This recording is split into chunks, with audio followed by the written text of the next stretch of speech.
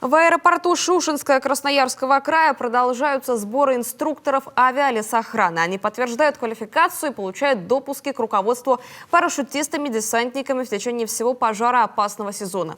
Среди участников представители 32 регионов России, в том числе и главный парашютист-десантник Коми лесопожарного центра Станислав Афанасьев. Елена Кононова мечтает прыгнуть с парашютом.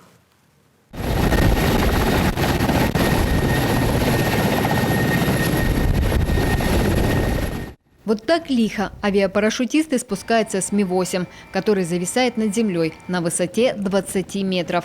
Каждый инструктор во время тренировки выполняет 5-7 таких спусков. Представителям авиалесоохраны не привыкать. Во время лесных пожаров им часто приходится десантироваться где-нибудь в тайге.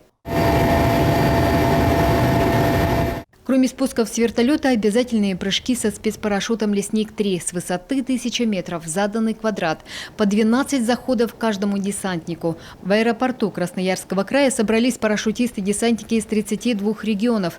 Среди них и инструктор из Коми Станислав Афанасьев.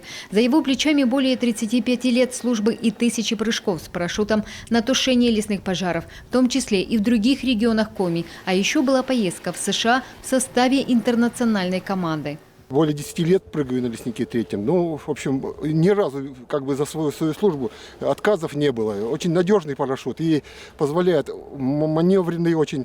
Физическая подготовка, тактика и техника тушения лесных пожаров, аварийно-спасательная подготовка, радиосвязь, ориентирование на местности, навыки выживания в экстремальных условиях. Только после сдачи всех нормативов и экзаменов инструкторы получат допуски к руководству парашютистами-десантниками в течение пожароопасного сезона.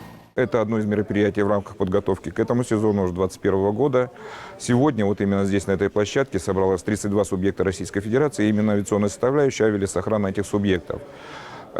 Инструктора, старшие инструктора проходят здесь теорию, практику, спуски с вертолетов, прыжки с самолетов, получают допуски и по прибытию уже в субъекта начинают обучение своего состава, подготовку этого состава к выполнению своих именно профессиональных обязанностей. В регионах подготовка к следующему пожароопасному сезону идет полным ходом. Лесные пожарные станции активно готовят бульдозеры, тракторы и вездеходы. Об этом говорили на круглом столе. Специалисты Рослесхоза, федеральной и региональной баз авиационной охраны выработали предложение, как улучшить взаимодействие служб и снизить ущерб от лесных пожаров. Елена Кононова, телеканал «Юрган».